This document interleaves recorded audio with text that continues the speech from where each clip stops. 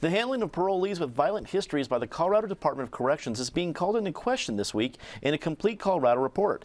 In an email sent to Governor Hickenlooper's office, DOC Executive Director Rick Ramish referred to parolee Calvin Johnson, who is now being charged with first-degree murder, as having a record and conduct not indicative of committing homicide.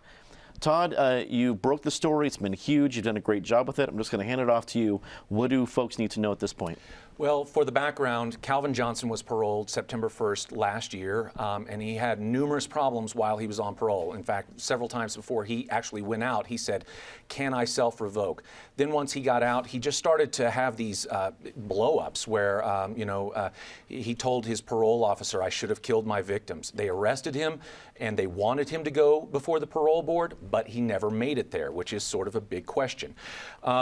As to this Ramish email that you mentioned, what happened was the day Calvin Johnson was charged officially with first-degree homicide, Ramish sends an email to the Chief of Staff of Governor Hickenlooper and says, as you mentioned, no indication from his record and conduct he was capable of homicide. I get that it's very difficult to make that leap and say someone is capable of homicide unless they've actually done it before, right?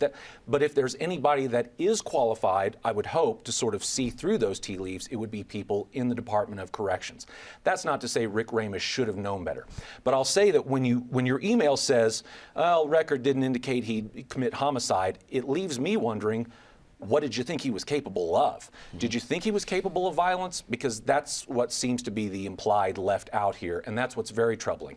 Ivan Moreno, formerly of the Rocky Mountain News, did a great story on Calvin Johnson in 2006 that clearly detailed what a troubled and what a very violent person this guy is. Last thing I'll say to wrap it up on my end, this weekend will mark the 3-year anniversary of the assassination of Tom Clements. Expect a big story on the Department of Corrections from the Denver Post. Whether it's investigative and scandalous, I don't know, but I would say the Sunday edition of the Post is going to be all about the Department of Corrections because it is the 3-year anniversary of that assassination.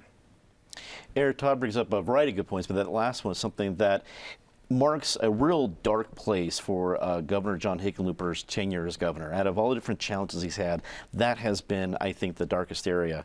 At this stage of the game, when you see something like this, the Calvin Johnson case, and this 3-year anniversary of the murder of Tom Clements, do you think Governor Hickenlooper is going to want to do something to step in to have some sort of action? Don't know. We shall see. I'm half tempted here just to cede my time back to Todd as if we were on the Senate floor, because this was his story and he did a masterful job of covering it. But I'm half tempted, not fully tempted. I'll keep my time. I think, as your question indicates, Dominic, ultimately the onus here, I mean, Mr. Ramish is appointed by the governor. He serves at the pleasure of the governor. It seems in recent legislative sessions that the governor always has one cabinet member under fire. A year ago, it was the head of Department of Human Services. Here, it's the head of Department of Corrections. And I understand these calls are very tough, and evaluating parolees or parole applicants and seeing who is a good fit or who is ready for that step and who is not. I'm glad that that is not my responsibility. But for the people who chose that career path and who are supposedly expert in this, you would hope they would get it right a whole lot higher % of the time. Everything I've read about Calvin Johnson, this guy was a ticking time bomb. And he was a ticking time bomb with a very short detonator, and it didn't take long for that fuse to go off. And yet that decision was made to release him. Complete Colorado had another report within the last week or two about another parolee, if I have the name right, Gerardino Gonzalez, who's involved in an incident up in the Highlands, a chase, a cop being wounded, etc. This is not just a one-off incident. If it was a one-off incident with Calvin Johnson, it would be horrific because of what happened, but it would still be one-off. I don't think this is one-off. I think it points to a deeper problem. And yes, I think at some point in time, the governor is going to have to weigh in. I'm not suggesting he's going to cashier his corrections chief, but he's going to have to weigh in and look like he's taking control of the situation. Kristen, while this is an executive branch agency, you have a lot of lawmakers at Capitol Hill that are seeing all this happening. Do you sense that some lawmakers want to see some action?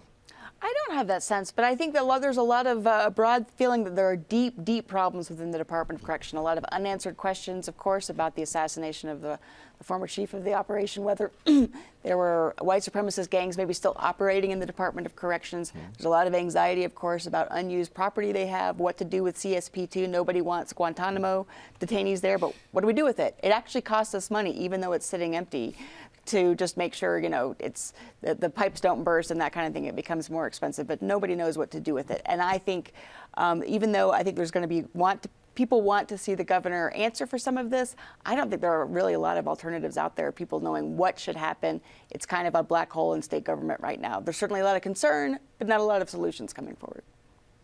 Patty, you and your paper have covered a lot of stories like this in the past. What do you take from what we've learned so far? That it is a very inexact science. I have to say there is probably no thing we've looked at more over almost 40 years. The parole board, no matter who is governor, it is just so tricky. Sometimes they're great parole boards and they still make mistakes. Sometimes there are bad parole boards. In this case, with Calvin Johnson, basically the only thing he didn't do was beat up Jared from Subway, and that happened anyway. I mean, he had every sign that there were going to be problems. When you want to self-revoke, that's kind of a cry for help that you probably don't get that often from people who are going up for parole. So there was definitely a mistake made here. Did Rick Ramish know what was going to happen? No. And let's remember that we first had Tom Clements brought in by Hickenlooper to really look hard at Department of Corrections, how you could let prisoners out, and more importantly, what they needed to succeed on the outside. And I think that's where we are still falling short. You let people out, but you've got to give them the tools and the services they need so they can work out on the outside.